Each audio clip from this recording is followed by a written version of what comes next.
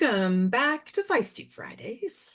I want to tell you something this Friday that might sting a little. What else is new? Right? So, every leader has a culture, whether they intend to build that culture or not. And that culture has very little to do with the values on the wall. And by that, I mean those hokey little signs that we say, the HR booklet that talks about this culture is going to be such and so. And culture has everything to do with the leader is willing to walk past. It's not what's scripted, it's what the leader is willing to walk past that builds and creates culture. Think about it. A meeting starts late. Pretty common. It's only a few minutes. Nobody says anything. In that same meeting, maybe someone interrupts a colleague, cuts them off, has an idea they want to share. Nothing happens. Then maybe a commitment gets missed. Someone in the meeting said, "Oh, I'll do that." Then they don't. They have an excuse. The excuse is accepted. Someone consistently creates friction for the rest of the team because maybe they're a high performer. Everyone notices it, but nobody addresses it. Here's the thing. These are common ways that we navigate and negotiate ourselves in a work environment.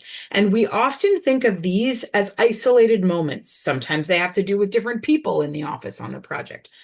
But these moments are not isolated.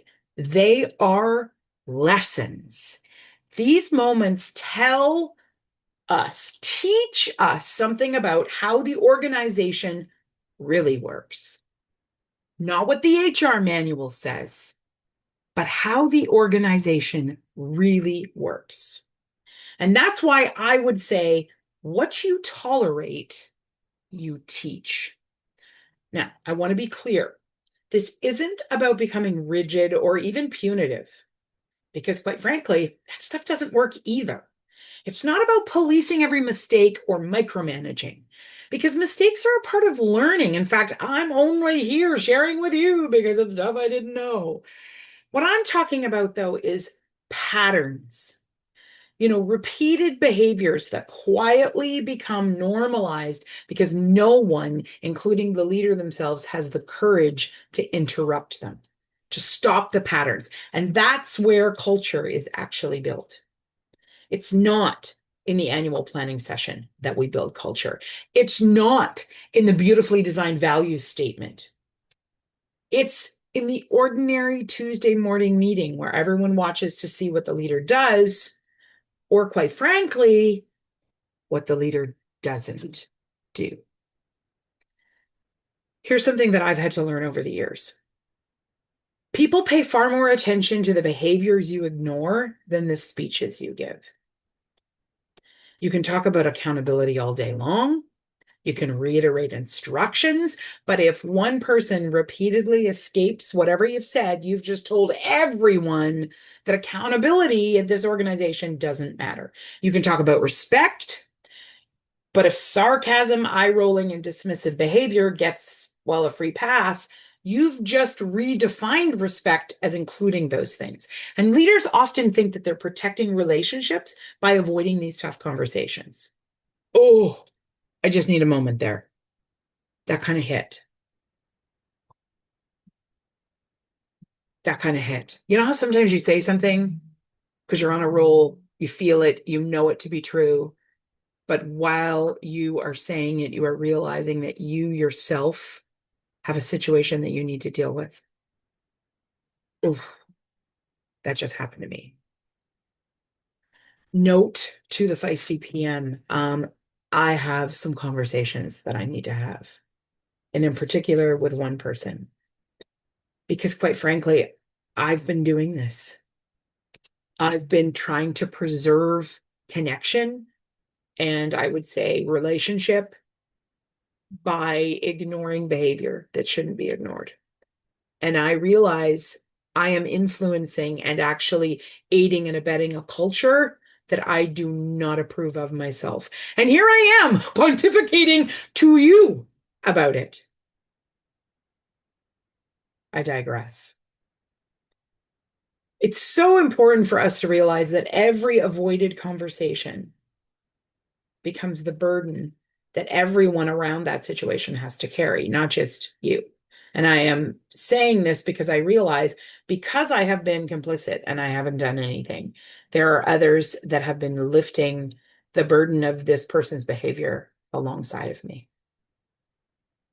The interesting thing too is that resentment builds when this happens. And I didn't really realize it until right this moment, live talking to you, that I do have resentment, that I am beginning to resent the behavior of this one individual. And because I don't want to say anything, because I'm trying to keep the peace as a leader, the trust that they and other people have in me is eroding. And, really good people that want to speak up will stop. Oh, speaking of speaking up, my dog is speaking up. That's how much. Wow. That's how much he is applauding me for making this epiphany live in the video. Wow. Okay, we're regrouping. Huli, you're okay, buddy. Something like energetically is happening right now. Okay, so I don't want resentment to continue to build. I don't want the pattern of this person's behavior to continue because I realize by not addressing it, I'm spreading the burden. So here's my challenge to me this week. My challenge to me, my challenge to my dog or with my dog is I'm going to try to walk with fresh eyes the next time I engage with this person. And I'm going to ask myself this questions. What have I become so accustomed to that I no longer notice it? So, what behavior have I explained away because it's easier than addressing it? What standards have I quietly lowered to without ever actually meaning to?